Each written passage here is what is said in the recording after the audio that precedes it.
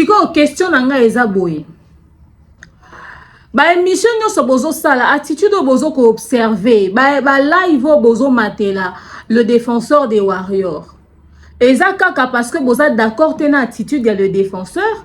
Peu eza po boza qui peut jaloux, il y a le fait que ba certifié qui est. Et parce que jalousie pe na kati marambo eza makasi mingi eh.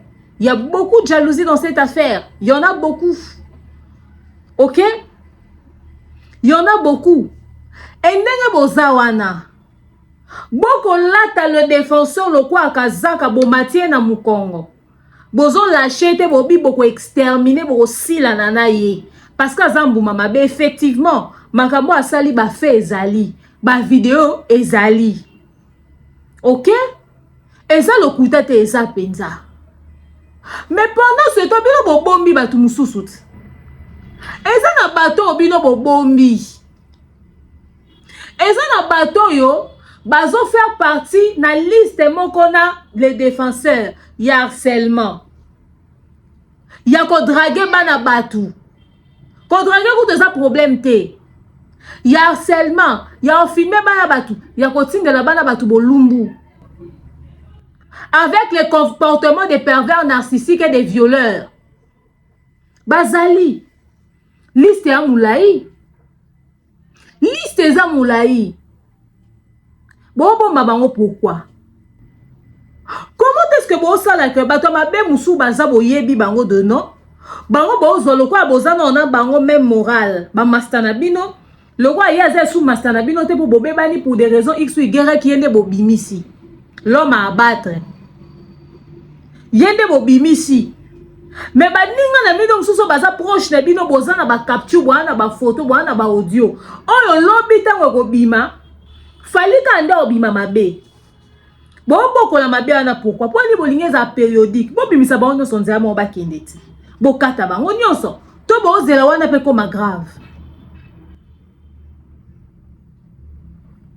Qu'en est-il de la loyauté? Qu'en est-il de la loyauté? Qu'en est-il de la loyauté? Et pas fallait on besoin de mission. Système qui fait no combien à kobundela fali bo ba soda ya fali etc etc. Et ça la mission mo bomba na sima. Bozo un objectif au bon luka. Nzoka visibilité na bozo salela ngo ba makambo zo ko arranger bino ba relation na bino ba makambo na bino ba business na bino. Bana basi boza pe ba hypocrite te. Na kata makambo bozu mibali. Bozu mibali. Misu bo provoquer mibali parce que nga pe na ba capture ya bana basi. Oui. Nazana ba capture ya bana basi. Ba ko sala ba avance na ba bureau. Ko séduire entourage, ko séduire ba proche, ko séduire ba bureau, ko luka ko poussa na pembeni. Ko séduire même ba chroniqueur au kako ba ucho kende poto fallait a memiojo. Abi da ke chroniqueur a poussa na kanga de photo na fali na bimaneti a poussa na pembeni a fali. Et puis bana basi bozawana bo bimi déjà na bato ba lobaka soit disant ba soda ya fali ba défendaka soit disant ba chroniqueur soit disant banani bo tamboli outi na o sauter o tiki o sauter o zo matamale malembe chelon to poussa na pembeni na bureau mobo. To lo banyonso. Et le coup l'opération bimisa panza bandi tozo bimisa tozo panza sikoyo. Oh yawe kumama. Oh yawe kumama na yawe. Elombe yawe kumama. Libanga na talowe kumama na yawe.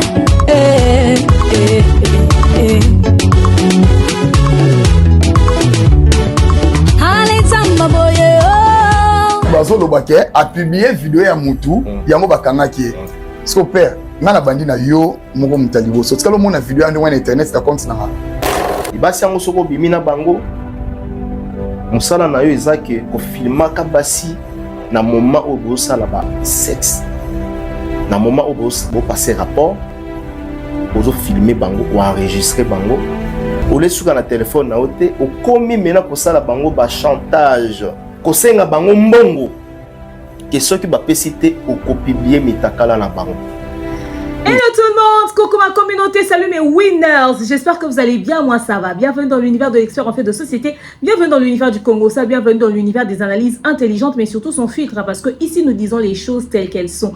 Bienvenue chez votre coach que je suis, demain en Yangimoussi Atal, le l'hymne national, la procureure des médias, la juge suprême des médias, la chef d'état-major des médias, la maréchale des analyses, la congosseuse au 4K. Bienvenue dans ma zone de turbulence, bienvenue dans mon haut lieu, bienvenue à vous mes winners, la team des invincibles. Le gouvernement mal à l'aise, le gouvernement pas dit Nicolas, le gouvernement Lipois, installez-vous confortablement, likez, commentez, partagez. La famille, l'heure est grave. On va parler des sujets quand même assez intéressants. Torobet Alisolo à moi qui s'est fait taper par la femme de l'homme avec qui elle sort parce qu'elle sort avec un homme marié. Torobet Alisolo n'a vite fait. Torobet tapé Lisolo, il y a Tracy Melenga Pro Naglodi Diasuka. Oyo ba rumeur et bimi awak il paraîtrait ba kabwani basé sous son sembleté. Torobet tapé Lisolo oyo ya makasi mingi. Il y a le défenseur Aba Warrior officiellement à Kinshasa a salé émission Namaïke Lokamba a perçu version des faits. A-t-il tort, a-t-il raison? Complot ça mis contre eux, bah décider bah kataye qu'est-ce qui s'est réellement passé. Mais encore Toba qui s'allie sous le fait que finalement vidéo et bimi qui s'injora ou comment le wa molobeli il y a wa ça ba nouvelle il y a bato ba kataka il y a pas bimi ayo kata le défenseur a passé message ba pexi kotanga combat bureau ba pekisi ba pexi ba pekisi. Est-ce que c'est une bonne décision? Est-ce que c'est fait au bon moment? Qu'en est-il na ba o mususo ba yebi de nom et de visage o ba yebi o ba so continue ko bomba bango? Qu'en est-il na batu wana? On va en parler tout au long de cette émission. Alors je vous invite à vous installer confortablement, liker, commenter, partager massivement le lien de la vidéo. Oui bon, on plein nini boy ba pull ba kagoul tout ça là et ça dans style te malili penza c'est-à-dire langue chicoté biso mabe et langue moko hyper violent et langue moko très violent donc on est en train de vivre avec comme ça et tout vite fait quoi, voilà. Alors la famille, l'heure est grave. To liker, to commenter, to partager massivement le lien de la vidéo. Webi, makambole karibele en sa communauté. Oh, tout ça qui est fort par moment. Bilo musu to l'exato bo mamoto mais par moment peut to lo barape to ya lo bape nanu. N'est-ce pas? Parce que quand vous aurez biso va te ma lo barate. Oh là là, c'est pas possible. Ok, alors on va parler de toutes ces choses, de tous ces problèmes qui se passent sur la toile. Là, je m'en vais faire des dédicaces spéciales comme ça à notre manager, le manager de DAB, n'est-ce pas, le King AKM Mobutu. Salutations à toi. Et salutations à toute l'équipe de Daba, Thierry Mombaya, le Pharaon, Tonton Bev et les autres. Les autres, allez, vous en beau télévision, n'est-ce pas? Et voilà, je les salue eux tous. Et voilà, on va parler comme ça de ce sujet. Mais avant, on va rappeler que notre sponsor majeur, c'est le www.malienne.com. Maman Malienne, ma bobotte, maman, salutations à toi, maman Malienne. Avec les produits d'hygiène intime incroyables, Papa Guy Bampanga, Papa Caviar, le sponsor sans produit, Papa Jean-Flavien Kaniki, salutations, Maman Sandra Guito également, n'est-ce pas? Bon mois de juillet à vous et on va saluer le général Losako, mon général. Salutations à toi grand frère, Kelly Charostan, général Kaba Kaba. Salutations également à Yanadine Mayo. Salutations à Yanadine Mayo nakanisio lelo ya lelo nakanisio mingi ya Mayo. Salutations à toi. Et salutations à Sylvie Mawete, maman Pat MK, maman Divini Kali, de beau-frère Caviar, pourquoi pas.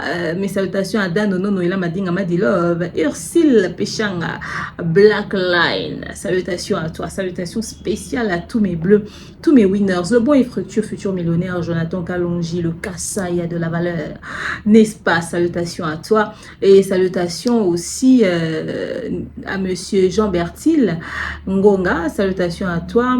Salutations à maman Echel Ngoma, salutations à maman Priscilla Yondo, pays Ankolo. Salutations aussi à Christelle de Dios, Marie Malou Lacuren, Yasmine Lolo, salutations à toi, Yasmine de Lolo, Yasmine de Lolo, salutations à toi. Salutations aussi à celle qu'on appelle Ruth Mbongo, Ruth l'argent. Salutations à Betty Mayaya, NG, Grâce Ngalima. Salutations à toi. Et maman Brigitte Billy. aussi, fan de demeure. Maman Ordonnelle. Salutations à Maman Mifi Menga. Salutations à Maman Marlène Massia. Beauté la bune Bélé, elle s'appelle BTT. Ma Olga Zita. Salutations à toi, Maman Sandra Mbenza. Maman Léa Chinyolonga. Moi, banana, au monde soutien, vous pouvez changer comme moi. N'est-ce pas? Salutations à toi. Vous avez tellement ébélé. Vous avez demeure officielle. Vous avez abonné sur demeure officielle. Maman Charoufa. Salutations à toi, Maman Nathalie Nana Moussibou.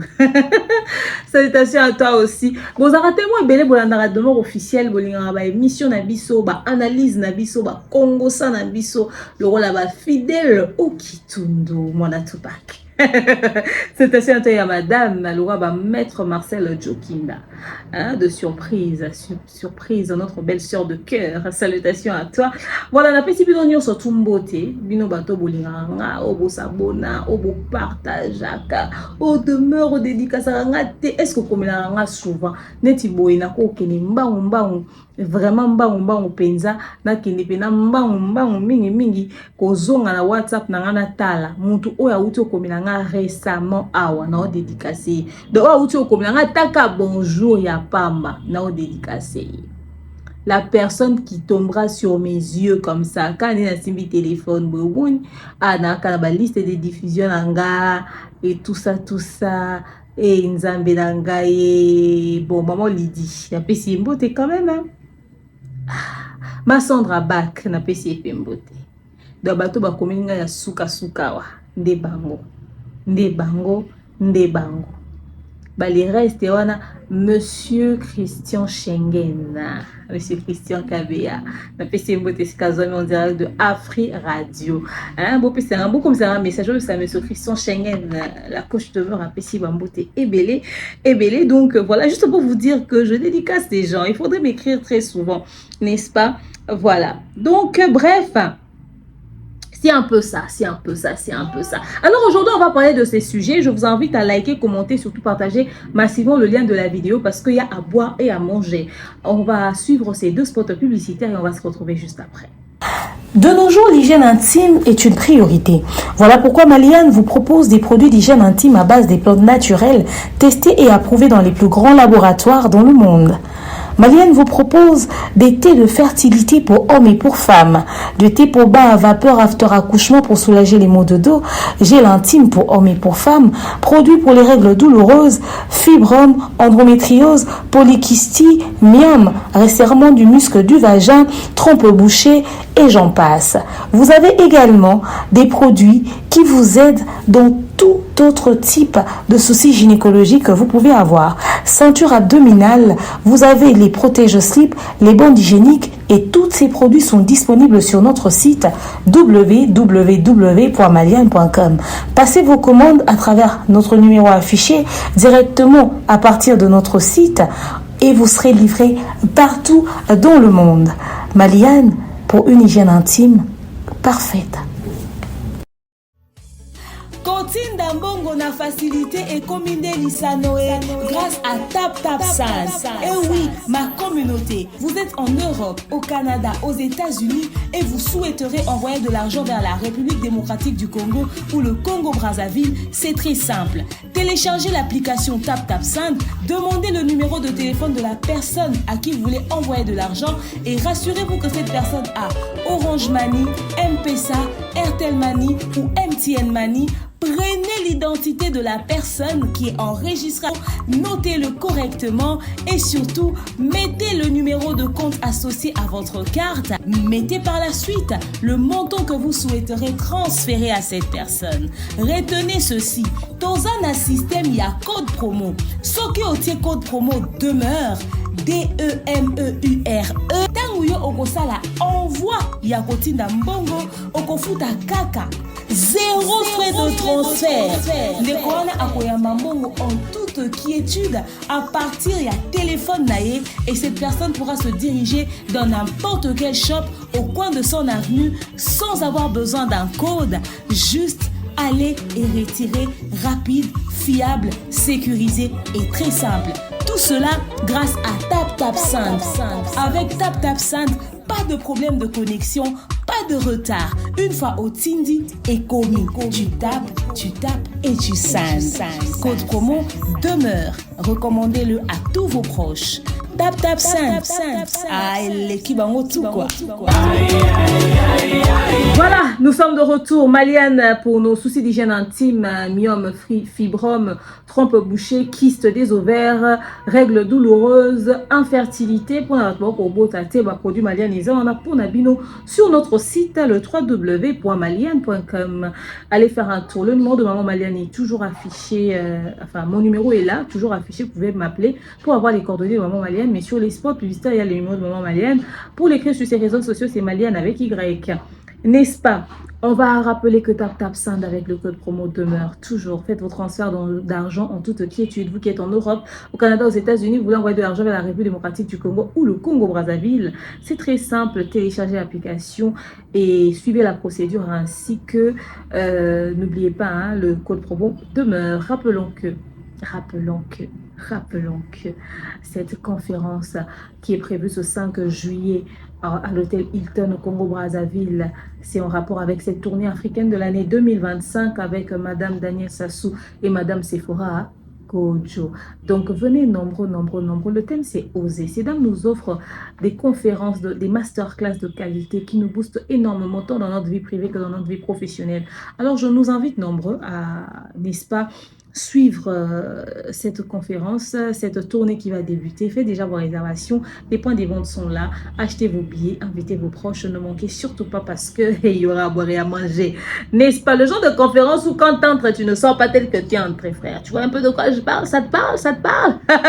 Voilà, alors la famille, nous sommes à quelques jours de la conférence pour les amis de Brazzaville. Ça commence le 5 juillet, hâtez-vous car les places sont limitées. On va commencer notre Congo-ça du jour. Que l'on puisse commencer à dénoncer ces choses. Ce n'est pas la première fois. Et comme ça devient fréquent, il faudrait réagir. Cette image que je vous montre là, moi, sur cette fille ici, cette jeune dame que vous voyez, elle entretient une relation avec un homme marié. Chose qui est condamnable. Chose que nous condamnons fermement. Mais on ne va pas être ignorant de la réalité. Ça existe. Certains hommes sont polygames, mais ils ne l'assument pas. Ils veulent avoir 2, 3, 4, 5 femmes. Ok? Ou encore, il veut pas être polygame, il veut juste tromper sa femme. Alors, cette jeune fille, belle, parmi les filles que les autres jeunes filles kiffent sur les réseaux sociaux, en pensant avoir son train de vie, certains se disent certainement qu'elle vient peut-être d'une famille aisée. Or non, elle se fait entretenir par un homme marié. Elle entretient sa relation avec ce dernier. Et elle va en vacances aux USA. Une fois en vacances, elle tombe sur la femme du monsieur. La femme du monsieur, je ne sais pas par quelle magie elle a rencontré cette dernière. Elle décide de la bastonner copieusement comme vous êtes en train de le voir en image. Moi, il y a bêtiment dans moi, il y a filmer un mot. Et ça m'a sauté.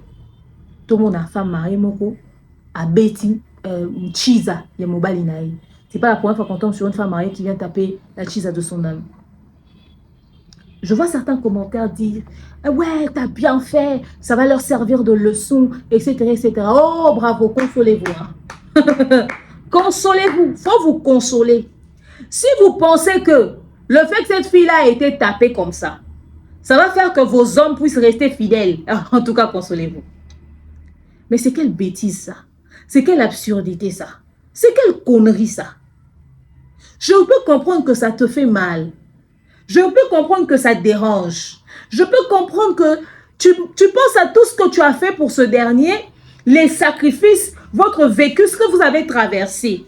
Et voir une petite fille se pavaner à bouffer l'argent de ton homme, ça dérange. Je suis d'accord, je vous l'accorde.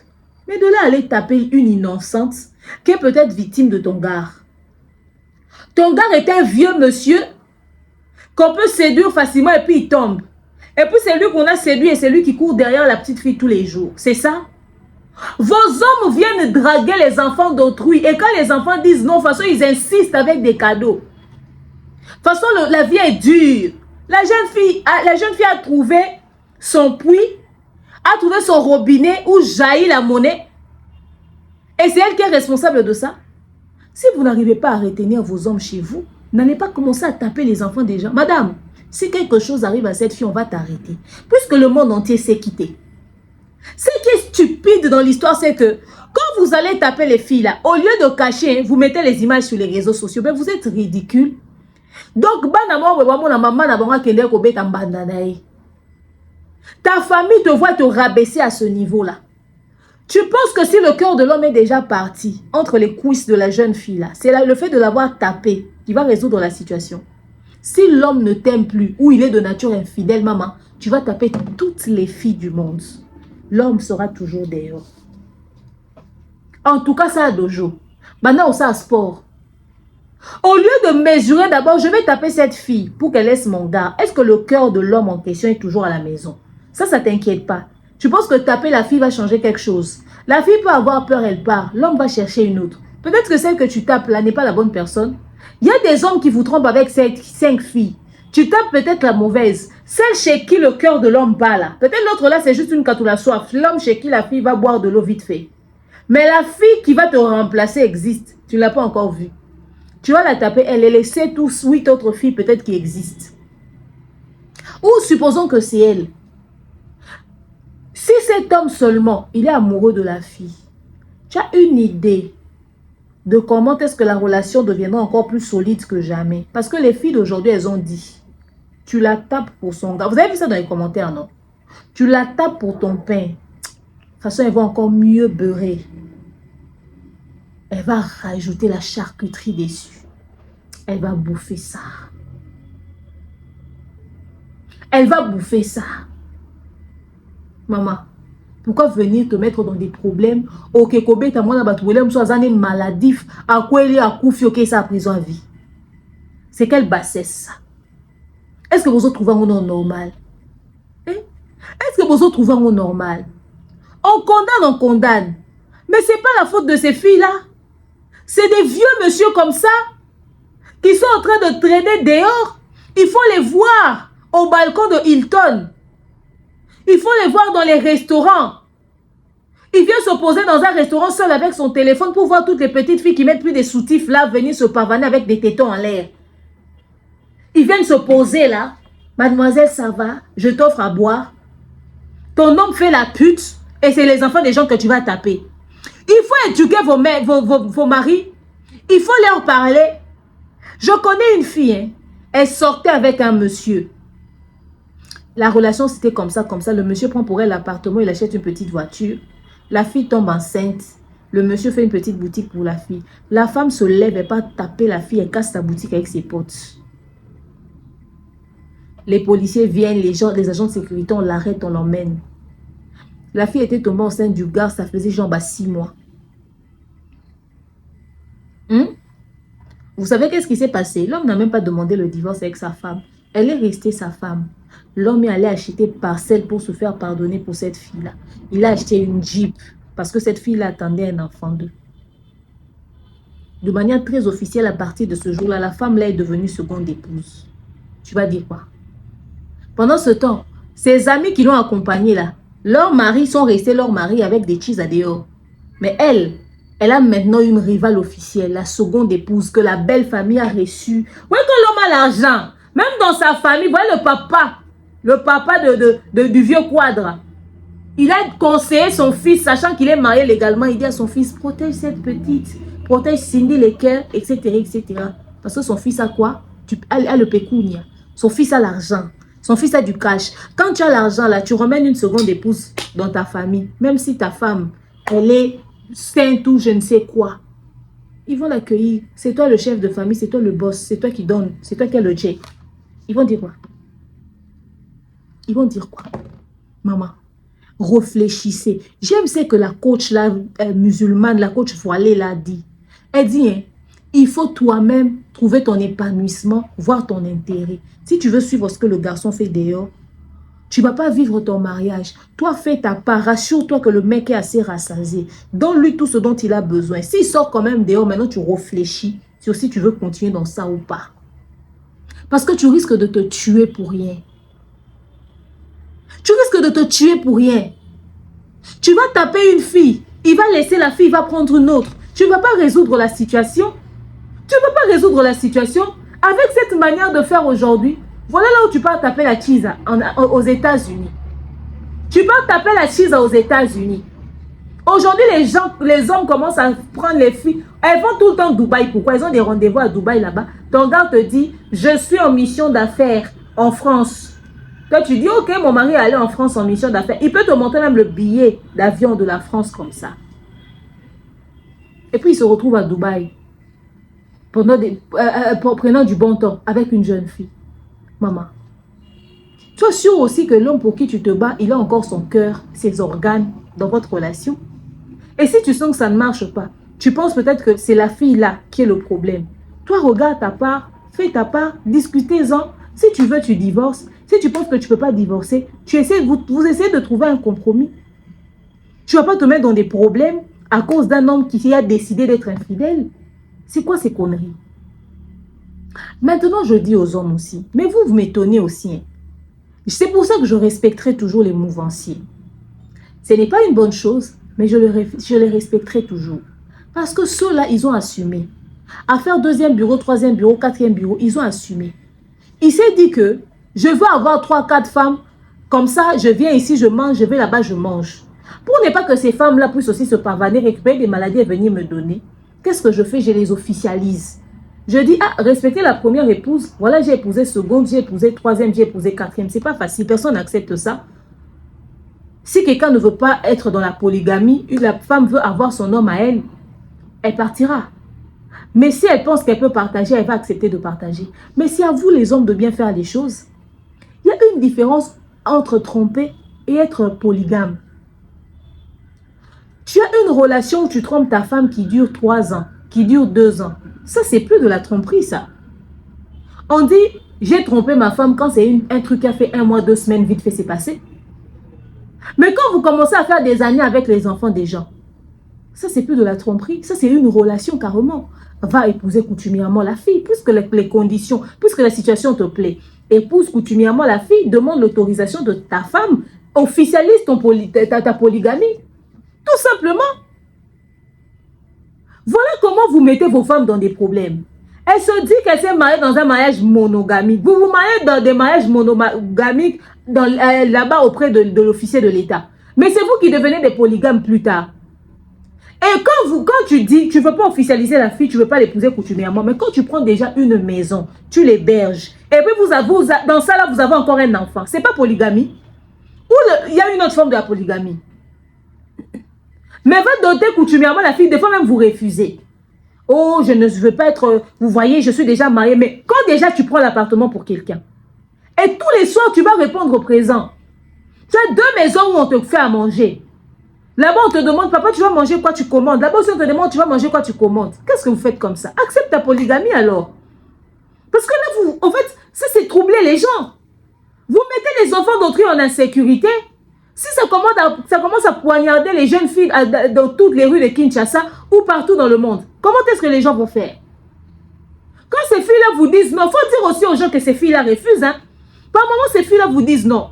Vous les flattez avec des cadeaux. Elle a un jeune garçon qui ne lui donne même pas 200 $ pour la perruque. Elle tombe sur un tonton qui donne, qui pourvoit, qui vient même dépanner dans des situations de sa famille. Elle se dit, bon, tout ce que nous cherchons, c'est la stabilité. Je m'assois ici. Mais vous ne les sécurisez pas. Quand vos femmes vont tomber sur elles et puis les frappent comme ça et viennent les humilier comme ça sur les réseaux sociaux, ça vous fait quoi?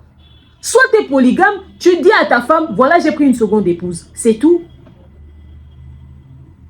C'est tout. Parce que moi, mon enfant, on l'a humilié comme ça pour toi, tu vas l'épouser. Oh, tu vas l'épouser. Tu vas l'épouser comme seconde épouse. Puisque votre relation a traîné, c'est arrivé au point où on l'arrête, on l'humilie comme ça, tu vas l'épouser. Tu vas l'acheter une parcelle. Tu vas la dédommager. C'est pas normal?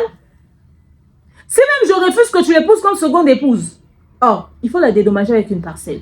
Ce n'est pas normal. Tu sais l'amener aux États-Unis, mais tu ne peux pas la sécuriser. C'est quoi ce délire? C'est quoi ce délire? À un moment donné, les hommes aussi, vous mettez les jeunes filles là dans des problèmes. Vos femmes ne veulent pas que vous puissiez sortir dehors. Trouvez une solution. Soit officialisez votre polygamie, parce que vous êtes des polygames. Nous sommes africains, on le comprendra.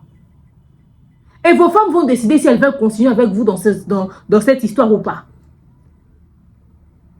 Vous-même, vous ne voyez pas le risque de tomber malade, d'attraper des maladies, des infections que vous allez commencer à les transmettre à tout bout de champ. Et les petites jeunes filles là, voilà comment on vous humilie. Et puis vous-même là même, on vient vous humilier encore, c'est pire encore pour votre cas. Peut-être même que tu as ton gars, qui sait qu'il est ton gars, mais lui c'est ton sugar daddy. Voilà aussi la malhonnêteté dans l'histoire.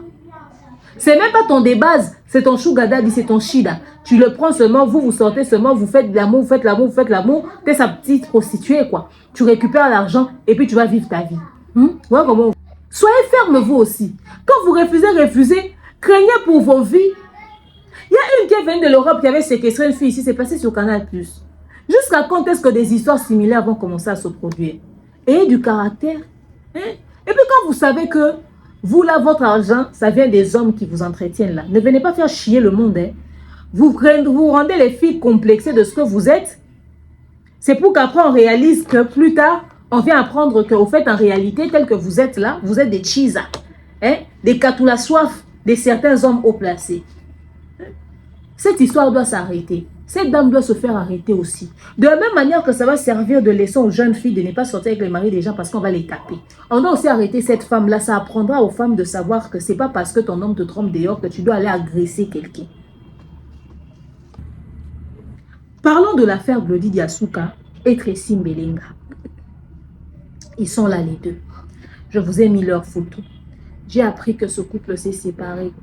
On dit que Tracy Mbelenga n'est plus avec Glody Diasuka. Glody c'est la femme, Tracy c'est l'homme. Ils sont des Lenga Congo, vous savez. Congo, Glody, la mignonne.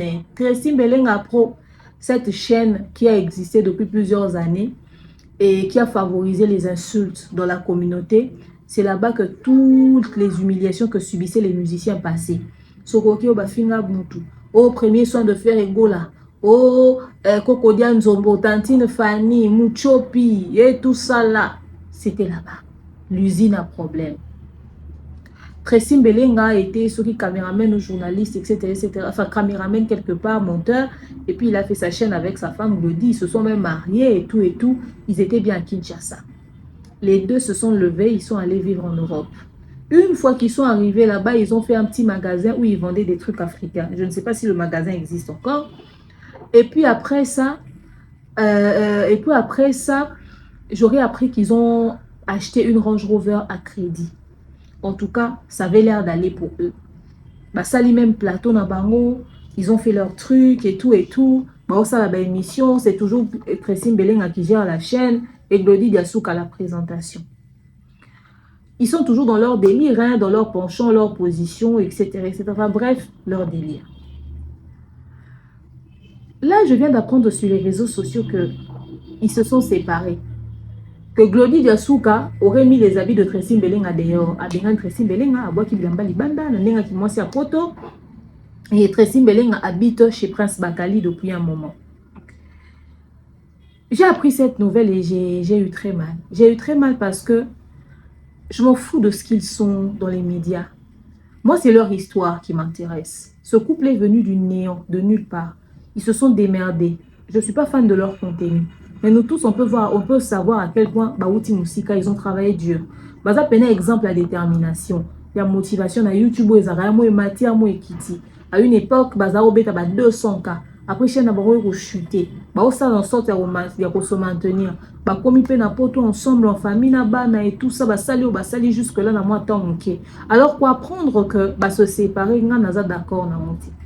Webi bazolo Glody a salé qui moi c'est à poto. Glody a moi c'est à poto. En fait Glody Diasuka, si cette histoire est vraie, yeba yango lelo, oza moi c'est à poto te. Oza moi c'est à mobile na yo. Moi, c'est à poto, ça veut dire légèreté, ça veut dire n'importe quoi. Ça veut dire bêtise. C'est ça, au fait. Aujourd'hui, moi, c'est à poto, on a ma connotation. Alors, moi, je ne veux pas que tu puisses te comporter comme toutes ces basses à poto. Je veux que tu te comportes comme nos mamans africaines dans l'authenticité, c'est-à-dire que, la libala, ils ont une valeur, mobile, ils ont une valeur. Glody, notre ici, Et dans la base, c'est belé, mibal na moba travailler dur, tenez tibino be travailler dur. En collaboration, bo travailler, bo sali logo na bino plateforme na bino bo vandi si ango bo faire asseoir ango. Si et sali pendenge et sali bo ezui. Et belé bo sala monter. Mibal et belé ba sala mam na bon ndenge na bon moi c'est éviter moi c'est pas ça la mam ndenge ni ba kuta ni ka sombo mo za bêtise soit calcul en bon. Mais vous avez fait une entreprise ensemble. J'espère que cette histoire est un sale buzz. Mais si cette histoire est vraie, allez vous asseoir, peu importe les problèmes, surpassez ça. Soyez exemplaire dans ce sens-là. Binomi balé ko kabwana. Nanzim te na communauté bat boza d'accord na mo. Eza tant na sens te. Peu importe la gravité de la situation. Autre ici a moni ba fesse ya moi si a porte quoi ici au glodi porte lekele na mutu, peu importe la connerie. Bino boko kabwana te. Bino bona raison kabwana te parce que ce boza na kishasa bolinge bo kabwana te, bo kabwana na poto pourquoi? Avec tout ce que vous avez fait ensemble, avec tout ce que vous avez traversé, d'où vous venez, c'est d'une bêtise, ya osaranate. Attends, ni musicien, ni problème au à réseaux sociaux ko kabola bino. Jamais, binoté. Batou tout, bako kabwa na communauté, batou tout sauf bino. Alors je le dis, batou tout, bako kabwa na communauté, tout ça sauf bino. Parce que, au fait, bon exemple, il y a solidarité, il y a unité, il y a force moroboé. Bon ça est belé pour notre parcours, pour notre carrière, alors que bino mbalebo kabwana c'est d'une bêtise incroyable. Et c'est erreur moro très grave beaucoup ça. Peu importe problème, bon vandi ça ba mikolo ya potote, bon beng ça ba mikolo ya Afrique, bon solo là. Nous toi peso conseil te maman so komi ko femme seule, aux femmes célibataires aux en avantage et belé maman avantage et l'équipe au moto na oté. Et l'équipe stabilité na via banana yoté hein. OK? Et l'équipe a promis ce beau pesa na glodité hein. O comme ma femme seule pour comme écrit le roi bangonios. Allez lobi so mobile bois la lio bimi na internet, lobi mobile bois bimi na internet. Moi si mobile bimi na glodité bimi na internet. Yo na glodité de bozan na so bokabwani beaucoup bomba na mama baby no boti na Afrique. Boyebi secret ya libala ndenge ezalaka. Boyebi maturité ndenge ezalaka. Hein? Pour comme ba sambwisa bino e comme bobanda ko tia monoko tande bokomi. Non. Communauté absolument ma be makasi. Celui qui va vous encourager dans cette bêtise ne vous a jamais aimé. Oyo, à quoi encourager Bino, la démarche wana, il y a séparation à l'ini binoté.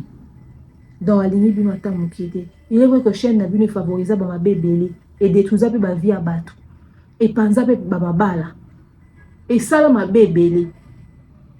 Mais moi je ne pense pas qu'on souhaite même ce genre de pire à son pire ennemi, non. Binoté, bien beaucoup pourquoi? Non, soyez les Cambodgiens pour vendre ça. Au fait, soyez au-dessus de tous les problèmes qui peuvent arriver. Soyez au-dessus de ça. C'est tout ce que je vous demande. Soyez vraiment au-dessus de ça. C'est très important. Les balles, il y a une réalité, belé, là-bas, on a bas.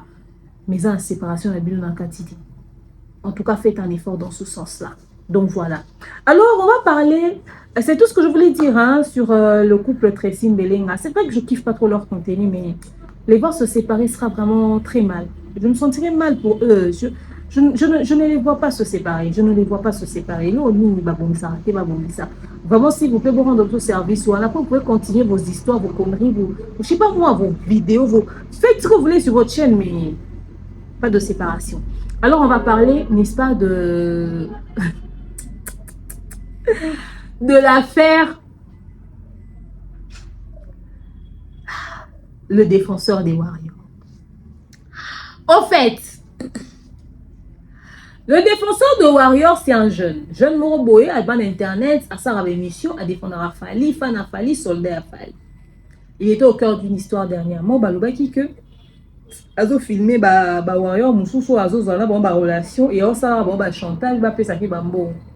Une histoire était sortie, moi rappelle ça qu'il y a $2500 à mon Kambon Reza, ça a envoyé na moi sina apparemment, à Moni Kambon Reza, à Bakisi montant, mon sous savait moi sina lobby à Bakisa. Et moi sina en à Sengi et Sali qui est commis $5000. Après la fille est venue avec ses frères, apparemment on avait arrêté le défenseur. Mais plus tard on apprend que le défenseur Wana Yaba Warrior, au fait, Nenga Zawana à Tekakaputulu. Ils vendent la poudre blanche. C'est ce qu'ils vendent. Si koyo, na kata kote ka ba putulu na ena ma chantage sexuel et tout ça des sali que ba kangai. Nous venons apprendre qu'il a été refoulé à Kinshasa.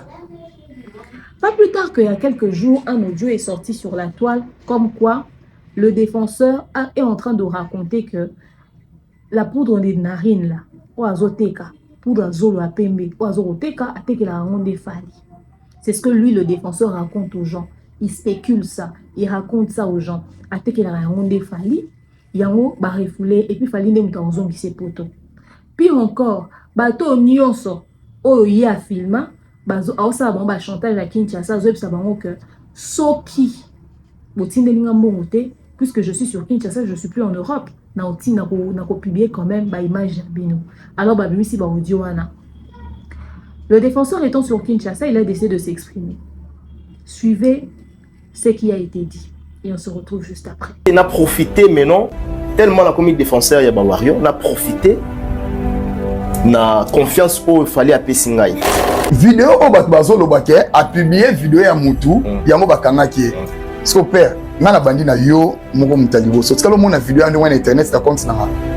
Ibasi yango soko bimina bango. Musala na yo ezake ko filmaka basi na moment où bo sala ba sexe. Na moment où bo passer rapport, bozo filmer bango ou enregistrer bango. Ou les suka na téléphone na ote, o komi mena ko sala bango ba chantage. Ko senga bango mbongo. Que ceux qui va péciter ou publier mitakala na bango. Ou ils ont accusation ou to ka ki mebande ko batambola na yo, babanda ikoloba yango. Na bi ke mutu ayebi kana affaire nanga abima. Et soka bimi, soka ayena maswalo kuta nga na porter plainte. Atindelanga ba vidéo moko boya mutakala ye moko zo sentir. Wana wana la ministre la poupette photo nezana na pe soki za pona ba affiche na relaxa autour. Toza awa TV za radio te. Si wana ozomona ona zoloba wana. Ko atindela wa mitakala. Oya tika batinda ba mitakala ni HB wana. Mwana wana Suisse wana. Ake sikoyo nenga notinda ba biloko wana. Ake pa Manuel ati. Abeteli Manuel sikoyo liso normal. Donc yalo ko ake teka disque pa Manuel. OK. Et non nde nazaboye le défenseur il paraît bande bakangiye nazo banga kutu mwasi na ye il paraît téléphone na ye eza na maboka mwasi na ye. OK. Donc nazo mona ke mwasi na ko publier nga. Pendant que vous en a inani, oui, qui est glissant, ceux qui me disent que on a mambo ça sale. Ouais, mais c'est ça. Qui gozo, par gozo ngi ça yo. Ouais, yango réponse na ce qu'on a outé parce que tant que ça là ngo, tout le monde a danger té. Tu es regretté na simano, les arani mais ceux qui na ebaki. Remarquez bien dans le monde les autres les alaka si je savais. Les défenseurs place na Vandiawa n'a aucun jamais ko jouer na gay na lo baké non. Nde nazaboye na sepel na retour na ça là je suis pas sûr en fait. Nde nazaboye na minute so na choqué. So qui les défenseurs aza bien na kata Congo na minute parce que père na yab na mboko brisque. Et bande les arabes na boité. Mais nga na lo basiko que so qui naza bien na minute so na kata mabele oyo. Eza parce que c'est grâce à Fali. Voilà, soutien Ezali. Grâce à Fali pour pas grâce à ba Warrior. Mon minute so lingi au talama. Il faut finir les défenseurs. Attaquer Fali pour pas. Parce que dans la minute, on a un succès pour les quand même faire rigolo. Au fond, on a bien affaire. Tu as bien sur la net, tu as bien sur la balai. Tu n'as pas sur le téléphone, tu sur la net. Tu as sur la net. Il s'appelle Kamana Pessimbote. Non, Mike Boni. Calais, aux ongi bon retour. Mike Lokambala a reçu une version des faits où il a payé par Mike. Alors, quand il fait sa vidéo, à sa vidéo, na a lobby, parce que nous on a analysé sur ma propos, na été. Nous avons analysé awa. Tant on a fait cette version des faits, na Mike Lokamba. Émission na kokota. Et ça n'est même pas 1 heure du temps, 30 minutes. Émission na kokota, on voit la sortie médiatique de Janvier Mangokele et Kisinjora. Dans leur sortie médiatique, Kisinjora et Janvier Soto Moni Bango, et un message ya Kata. Il y a un message ya Kata, le défenseur. Le message vient d'en haut. Le message vient du bureau, comme nous le savons de manière très officielle. Et que les lots désormais, si Kisinjora vient parler, le message vient du directeur de marketing. Le message vient du bureau. Le message vient de l'administration de Fali. Parce qu'un jour, elle travaille pour eux. Ça veut dire que c'est un message officiel. Les athées que un jour, à ça qui vidéo na n'engue. Jamais un jour à cause de risque ça vidéo na n'engue parce que yémo on a nous en bas la poste naï. Parce que Batu nyonso baloba mambo Fali sur les réseaux sociaux, baza batuka baloba mambo Fali. Mais Njora travaille de manière très officielle. Alors c'est que Njora sera goloba et outi na bureau. Suivons la vidéo et on se retrouve juste après. Où est un message? Si. Maman droit chemin. Yeyo. Dans tout côté de l'émission, il y a ex-warrior, les défenseurs. Ex-warrior. Au Sali. Papa, na sepeli na émission wana te. Si. Moki mobatel émission wana ba sepeli te. Oza fan nenge mutu nyoso oza fan ya Fali. Si. Na makamlo le kaka na télévision. Kotanga kalisusu kombo ya Fali te. Numéro 1 ya monsieur congolais. Kotanga kalisusu kombo ya bureau ya Fali te. To boy. Bureau ya Fali bakutana na batu nyoso na mutu. Si. Fiston Coloqué, Diater Dibadiata, Coco Dilasso, Bakanga photo na batu nyonso, même maître Bessengane ba Ejito Tengi. Po baza ba star. Si. Po baza ba star. Bakanga na bango photo. Na batu nyonso. Présent Fali, a se pesa warrior nyonso. Ya monde entier. Ba Big Zaga, ba Tutu, Amonio, au zana concert, sora tala rayo abwaki yo.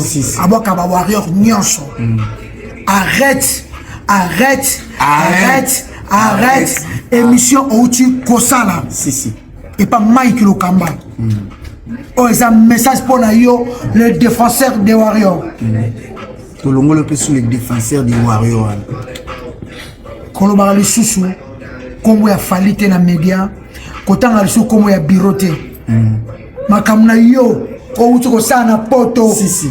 O mundele azongiso awa na Congo eyebi be yo moko etali bisote ba bêtise na yo kokotisa ka kombo ya bureau na biso nyonso te milliers na biso même la répétition biso koyaka te talaka Fali na musika yo talaka Fali na musika po mundela kanga yo tia refoulé awa wana mwaso za na bana soko saki mbeba ya mabe soko mbeba no ya mabe olingwa na ngosu ana kichasa wana otanga ko ba fanya ozotanga na poto na busoba toboyi yango toboyi arrête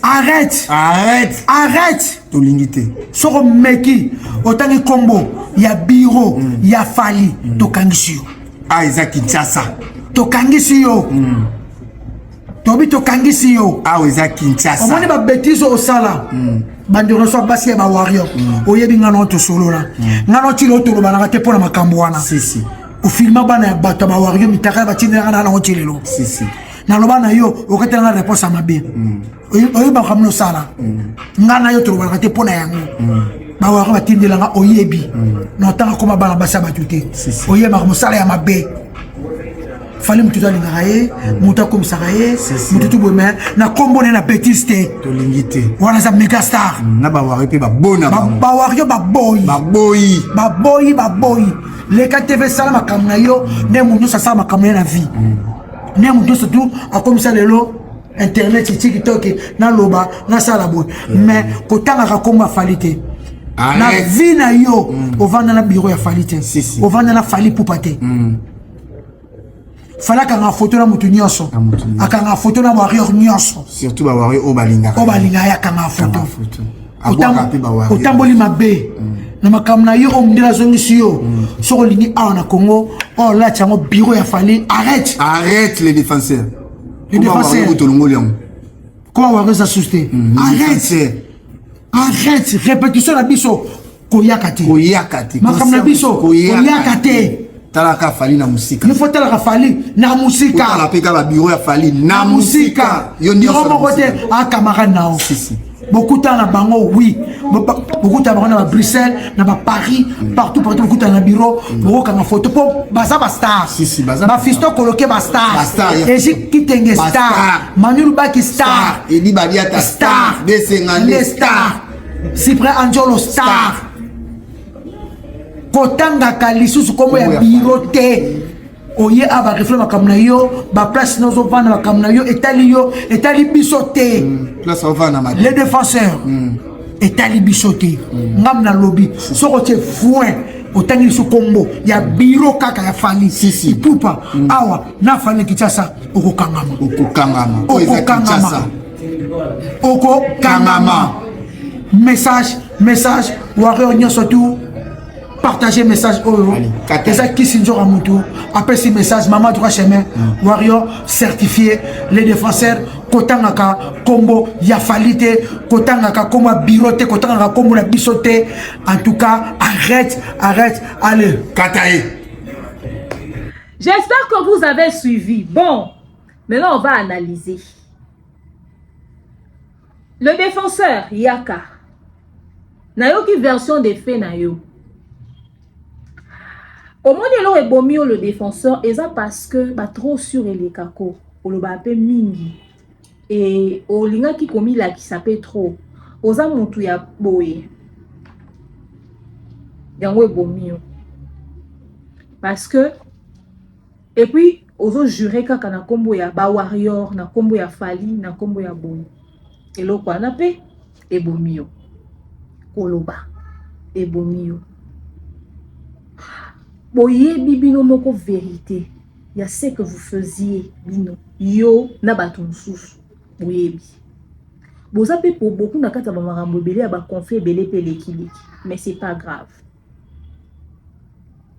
Na kata makambo ezolobama. Yo pesi explication ezoloba que fi wana otanga ka mutu moko. Pourtant bato bazo ba ke yo enregistra bango filma bango bazé belé.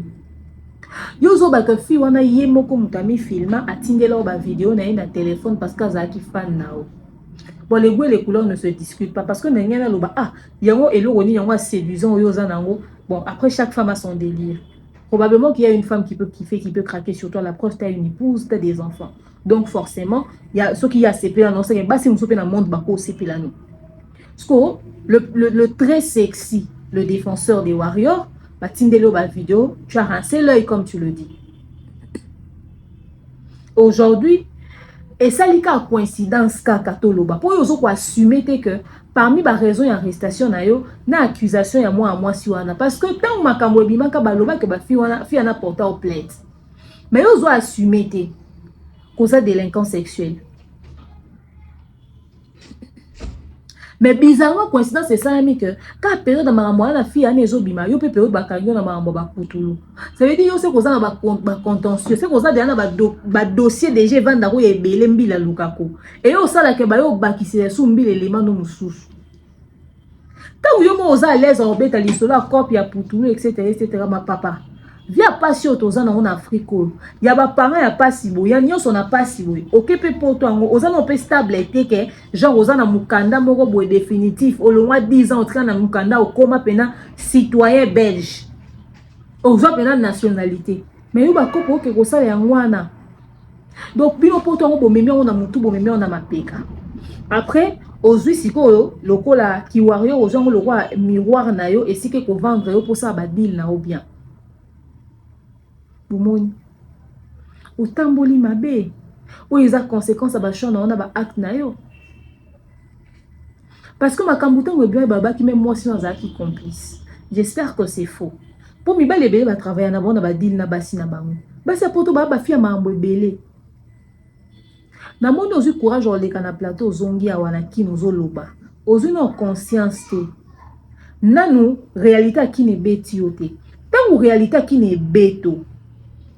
Tant on comprend que zongi pour nous on dit le cosa na fraîcheur à malili à hiver au kuti pe sous malili le quoi ene langati au kuti malili au kota mwana na dudu na matete dans nos réaliser ce qu'on réalise qui ndo tipo ça ba vidéo loba biloko loba se concentrer dans la vie et pour ça qui mutu moko ba obeta lisolo kwa na Kinshasa na matete mais ba mona côté loba ba kango photo na nzela parce que na modèle yo démarra ba faire ba wata ba tout na ba réseaux sociaux pour soit disons ça soda à fali.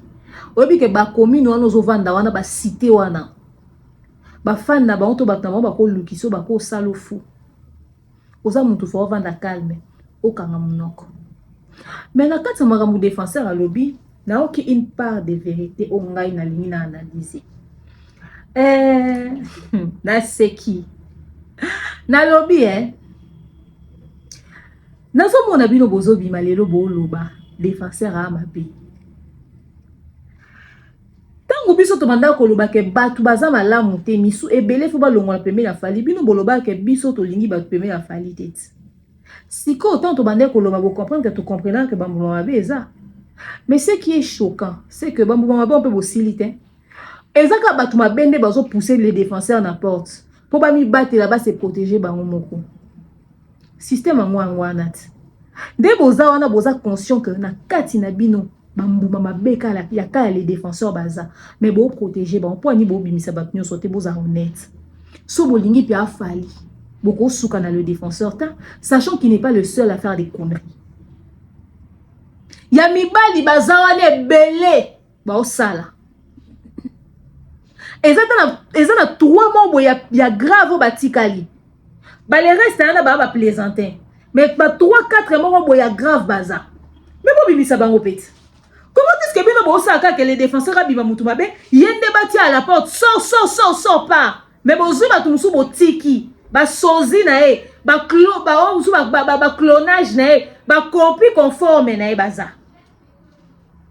forcément peut-être baté kaputulu te mais bato balingi bana basi ba sakani na bana basi ba filmer bana basi ba sali bana basi ba chantage bazalit boyebi bango bo mama bon pourquoi bo bimisa pe bango tant to banda ko loba biso lingi bato pemenya yayati to banda ko mona buzoba o na musika to banda ko mona bêtise o na musika lelo to suki wapi et puis nga na okamwa bato mususu nde boza boye bo loba na les défenseurs te yemo kuta lobi yango e ba mususu boza na ba problème mususu mais bo profiter la situation au bobo se venger et puis belende boza na bo loba na les défenseurs te po boyini des défenseurs to po bo na preuve à mambo bo loba wana et belé bozo loba na les défenseurs parce que ma saison ya roloba mais bozo te revendre te bo analyser la part de vérité dans chaque histoire bo ta ka les défenseurs to suite au boaki grâce te moyinde la qui est awat bon lapida grâce temo votre temps de tout na comment c'est quand moi dans les commentaires grâce vraiment et chance to que na to suka ka to kataka vraiment de to perdre yo grâce est très loyal au moins tikali ka fidèle na ya na yo au continuer ka kozana ya no mais bo pexer grâce comme fali ba kataka pe grâce parce que ba tumoro boye ba yaki na histoire ba présenter qui grâce sous son mauvais jour ba lobi que grâce à ça mutu mabe abande ko sala boye bato bazo temps ko analyser ba fête mais bo lapida grâce il y a les défenseurs j'espère que belema na onyo so bozana ngo ba parti bazo ko impliquer fali boana ngo parce que il y a grâce témoin toyoka audio na so tobito analyser ngo il y avait des choses qui ne pouvaient même pas sortir sur la toile parce que ça sonne il fallait même pas bima mais au fait on a envenimé la situation on a sorti certains propos du contexte on a donné à ça une connotation après grâce na matana peut-être dans un cadre audio mais la gravité qu'on avait donnée à ces propos-là, la suite, il y a pire. Et tu as zalaté, hein? Mais on l'a accusé de pire au Toyoka na audioté. Aujourd'hui, babongi sana ya na ba continuer. Et belé beaucoup marron na ba commentaire na ba publication na bo regretaka. Na poser question. Ba accusation portée contre le défenseur, bon na ba preuve nango. Ce qui boza na ba preuve nango et servir nous de leçon. Alors bo benga na bambo mabe nyonso. Ce qui est dans preuve et que ça va batunde bazoa ko rapporter les bino sans des éléments et ils allont dire bon ça les sous erreurs musu sous les sous il y aura ko lapider mutu sur des histoires racontées et non sur des faits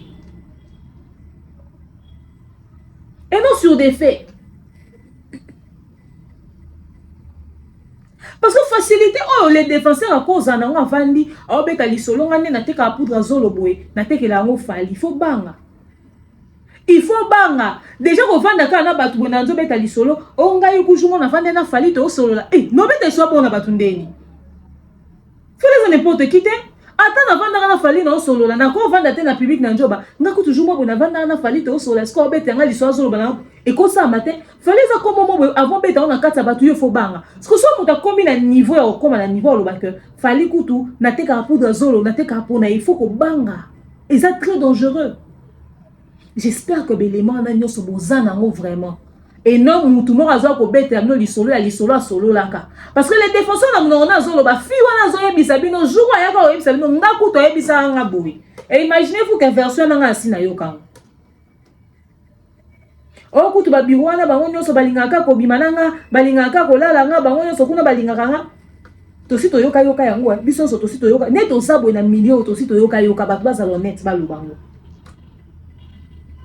nazo ebisa bino que eza na bato mususu bazaka motivé a koyoka kotia bato mususu à la porte parce que bayebi mabe o bango bazali ba se sentir en danger pour bato na mususu baza là mususu makambo bato so ba sala o sur le défenseur et la jalousie au monde que les défenseurs ba certifié kai et belé ba sepela temps papa dit ça vidéo na le défenseur alobaka les défenseurs certifiés na kati et belé ba yo kaka zuwa ba sepela raté ndeto bunda boto ze la reconnaissance et ba gens ba combo biso kuta na mo to sala dab na so ndenge na so sans arrière penser to kaka bino bosa kidab po bo so ba marché on so fali po kaka bino ne bo la fali tout ça la mission so ba chaîne na biso tout comme na mambo fali ndenge ni bah comment on se sentir dérangé dans la présence à Dab. Tozaka à Dab. Toujours ensemble, toujours unis, on est la même plateforme. On continue d'exister. Sauf que tu iras à poto. Biso un kin micro, toi, problème à courant. Toi, Kadab. Et si on peut se demander que le 14 n'est pas fallu, marcher on tenait tout rafler à pion. Et ça va. Bah tout le monde va télémager, on va continuer à tout. Parce que bazo se sentir menacé l'intelligence à Dab, bazo sentir menacé la haute aux actes proposés, bazo on dit que bisonde tozo kendi wana dans logique na bisonde bisonde toko. Et puis bazo ba santara ba considération za ma casse, il faut to combattre ba to discréditer ba. Système ko discréditer wana. Système ko discréditer wana. Surtout zaki bato ba sentiment et émotion au mema ya bato mutema mukuse. Ce qui est que tout ça par rationalité, tout ça par analyse par intelligence, tout ça par professionnalisme, soit avec professionnalisme. Bobi que tout ça battement botonia peut t'aimer to lobby en tout cas pardon il fallait essayer de te pas faire. Heureusement que madame Nafso tout ça n'a rien à voir avec Fali, rien à voir avec un individu quelconque, ça a à voir avec l'intelligence, ça a à voir avec le savoir que nous voulons communiquer, que nous voulons partager, ça a à voir avec ces choses au fait. Et ça a un rapport avec confier à la musique, et ça a un rapport avec l'intellect nabiso, et on sala to sala, to pe ça kande ba vie nabiso. Et ça la communication tout simplement, ça n'a rien à voir avec nos relations avec X ou Y personne. Qui ne vous dit pas qu'acharnement on se fait sur Azama Bene, Nengazawana ye les défenseurs à celle mabé ma casse. Pour ngaïne Nazabo Batinda Ngape Babilo Mususu, à l'époque où on se fait Banda Robimanabia à témoin à déconné. Mais Ebele Bazoua Roloba dans les défenseurs, awa. Waouh, t'es trop belle ma fille. T'es trop belle. Merci, tu es la meilleure maman. Merci ma chérie. Tu attends que je finisse, dans 5 minutes je finis. Tu m'attends au salon? D'accord, ferme la porte. Bisous. Excusez-moi, c'était ma fille. Ok? Et bien là, on se venger parce que c'est là, tu es jaloux. Donc garçon, tu n'as bundi comme il peut na mon dire. Nani, qui c'est les défenseurs certifiés. Bah certifié, ce qui directeur en marketing a fallu certifier, c'est qu'il fallait comme on coûte un œil. Peut-être moi mon kebando bimawa, toye ben absolument ma bas sala, toye ba marambo ya sala, toye ba défone, toye ba faille, il faut tout ça là tout au bimisango na place publique. Baye sur son vrai jour. Comme ça considération ba pesier wana et si là. Et belé ba sali bongo pour na yango. Balinga pena ba discréditer parce que ba batunyo so ba oluka ne zana bitumbe za to koma pembe ya fali ende batika li wana ensemble ba sepela ka ate les défenseurs à Kuwait ne batika li ana ba mona ka moko apusani bo mona ndeni ba obimise suma be ba ko ici parce que ne bazana ba ensemble les défenseurs aza yé moko te na ba pratique ba chantage wana aza yé moko te na otinda ka bana batumitakala de la même manière que ba fille ba otinda ba bolumbu de cette même manière pe ba on peut battre ba bolumbu na mo ba téléphone na ba fille aza yé moté pour ni bo bimisa ba misute ba mona ka mbongo na ba bimika muki apusani ba PC considération nde ba papa nawa makile esopana boza la vraie boza honnête Fali n'avait pas tout ça na ba 2020 mambo ezarati hein. Dans 2020, mambo est raté. Il est temps que ma fan conscient, bon belle la ordre zonga. Fanatique à la fan, au lobela rafali, tika la lobela rafali. Et il est temps que ma bureau, ma kambo et salami, au moment où vous sali vidéo oyo. Boye au bimisa ma kambo o njora na janvier baye au bimisa. Ndebo lobia tanga kombo ta sala boye etc. Est-ce que vous avez un mot d'ordre limite moi vous ça na ba fan yo bazo ya communiquer pour Fali et le oni bakosa ne le oni bakosa la te attitude mo bino mo pe bo observer parce que bato bako bunda na ko mata proche à fiston koloké na ko mata proche ya nana boduga o azara ne ku bureau te na ko mata proche à papa edi Kelisha Roston to suleka uka ba mona ngai ejiki tenga mona nga mano lubaki yeba nga c'est-à-dire ba bunda na ba ko mata proche ya mutu moko pour que PC accès or fali tango mona que muta solana mano muto asola na patine saraza muto asola na ya edo mopatasi on peut sa considération habiter facilement na ko pesa mbote facilement na ko kanga photo oye bate ba conséquences ya na sima nzoka mutu wana yo pona ya edo mopatasi pona général Kelisha Roston ba sali confiance pona presse tukuzu ba sali confiance pona mutu songo paka ba sali confiance pona fego la merveille ba sali confiance ba pesi mbote nzoko tiena fego na problème parce qu'on est mutu aboy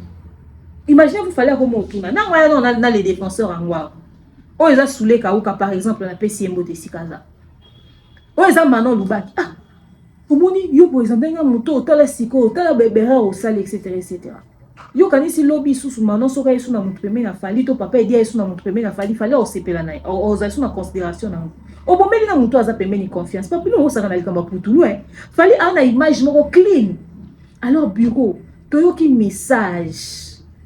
message ya nani ya Kisinjora na janvier toyebi ke kata ezanga bongo et que déjà message esi komi mais ligne de conduite nini faut batu ba observer ligne de conduite nini batu faut ba observer attitude nini faut ba zana ngo tchata mot d'ordre mo boye bo telemela babilo musu comme ça mutu ayebi déjà que son a franchir limite oyo kuna bakatinga parce que biso to ba pandisa mais bato bazo bima lokwa ba soda na bino bon tiens facilement na ba problème et le problème en fait bazo na ba problème pourquoi parce que bazo ko s'afficher na bino pas mutu comme mituna mai ninga na pamba te nzoko ba mai comme ninga na ope pona mupepe mai ninga na pamba te et dit ba dia ta lobaka défenseur certifié ba certifié ka na nini c'est que pour ba pesa ka dia kolimo ya koka ka tekaki siko et ketaki wawa et on va décider ba certifié ba doit prêter nos intentions parce que na webi na moni commentaire moko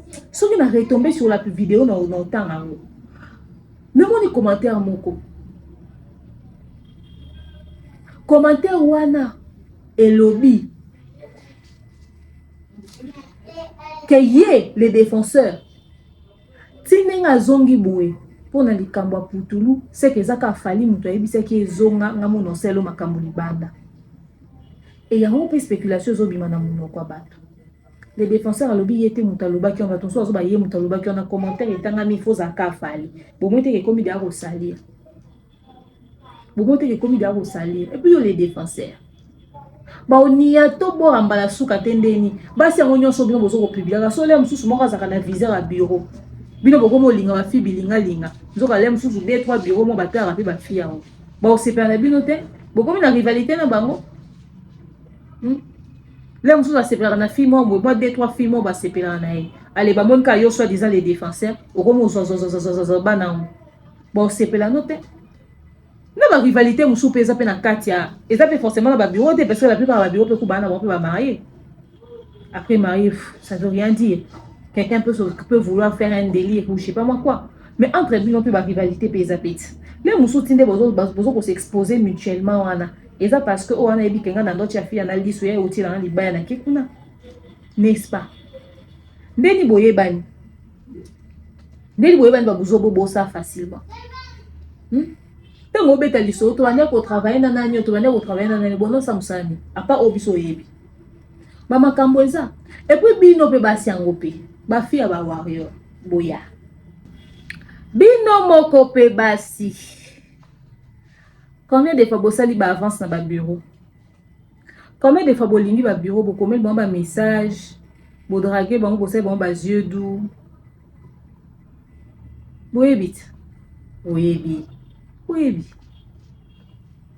ba garçon kako ba les défenseurs opé ba mabe na ba garçon bisu ba na ba vidéo na bino ba na ba pe mabe mais basi pe beli boyebi ke bino pe ne bo bandi ba garçon bo provoquer ba honte bo tinde bon ba vidéo ba za pe na ba vidéo volontaire ba pe na ba message volontaire ba pe na ba séduction volontaire Tant que tu vas ok, bah poton, tu vas mon appel binoti. Quand on a ba fille belé comment est-ce que vous ça basier d'una ba garçon ba utaki kinawat. Des bozo lenga ba des bozo craquer ba bozo inviter ba na banda kuna bino boke lambe la ba fufu. Hein? Ba na ba na ba bois na part de responsabilité na binoti.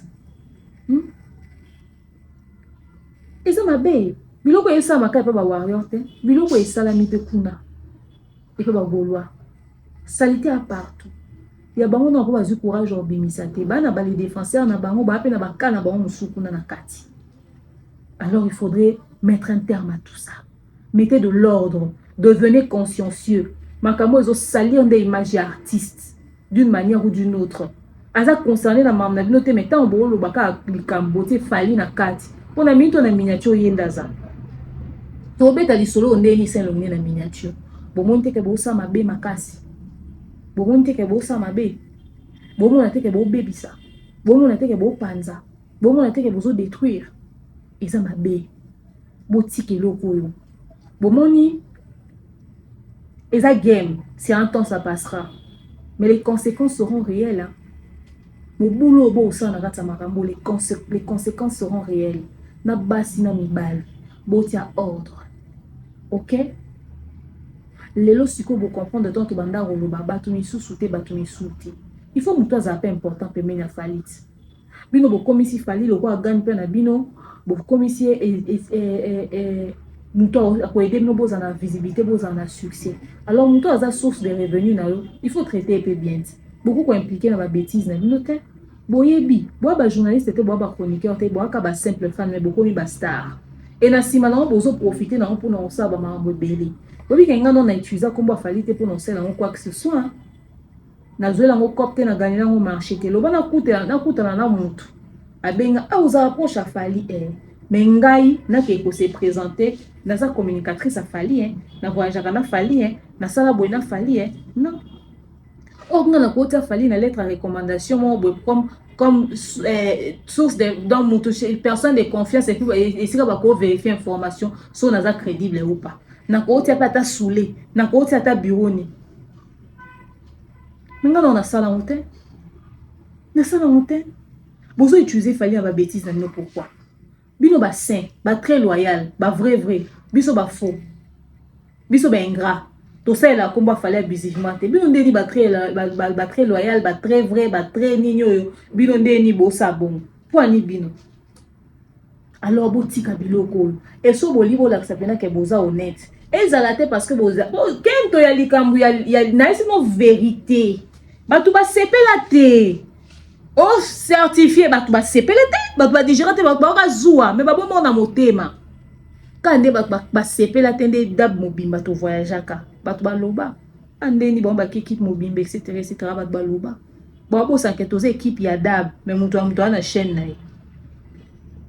Dabia non cas structure na biso mais mon toi responsable la chaîne ils ont débat même qui demain officiel Afrique Mombabe officiel zou eza makasi na kata makambo yo kaka ndene sino bokanga o ba obenga lisusu bo mona nde bo combattre e bino nyo sonde boza bo yebi mama solo lokuta bo beta na bo laksa ke o aza plus considéré kuna na bureau bo yebi mama solo bo beta naka bo tonga rapé même ba bureau wana o biro wa linga ki o biro ba linga lala o biro wa saki boy o ba saki o atinda go deal boy boy binde ba masoni bino betaka c'est que zaka lokuta bozo ya siko go bimisa ya nani mbangu pona minto ata ya bimisi ya bino en zaka crédibilité parce que bo discréditer déjà bo sali ekata bo sali de akata lelo yo vient na biso nanyo o abande ko ganga ko fi ba lisu qu'est-ce qu'il est devenu? Qu'est-ce qu'il est devenu? Botika va utiliser comme va fali na ba bêtise. Na sepeli po message wana un jour et bimi. Na minute yo le défenseur wana image a bien été. Oko lobela ma fali te. Surtout koza yo ne oza bo faut kata penza. Po osamba kuna na poto likamno na no ya muta ba poudre so ba olandelo ti a partir à kina to yebate. So ba diso osa ba vidéo un so na komba fali na munoko.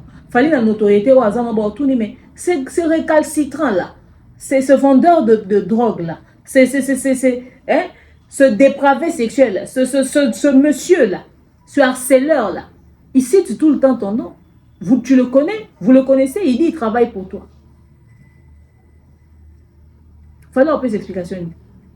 Oh, c'est juste un fan, etc. etc. Il faut. Dans l'image à propriété, il y a autant à qualité. Au cours de ma qualité, solo le musicien sous communiquer pour bango. Et servir cas de leçon. Que chacun tire sa part dans cette histoire. N'est-ce pas? Que le bureau devienne un peu plus prudent, que Fali devienne prudent, été à Moutounio, soda yo pe été à yo. Ba problème na ya vie n'engenyo vivre na Kinshasa été à yo. Oh lo ba awa que oh ba bureau musu ya Fali, ba musu ya Fali, ba proche musu ya Fali, ozaka ka contact na bango, ozaka ka bien na bango, ozaka ka boena bango, etc. etc. Kutu bo solo la ka tilelo.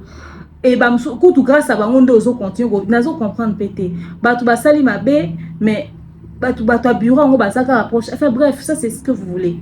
Mais en tout cas, pour le bien de l'artiste et de ses proches, qu'on communique sur chemin, bon monter petit rapidement va sortir médiatique, régler nos problèmes et servir de leçon. Mais bon lo ba vérité, bon bimisa ba batikali, bon bombate.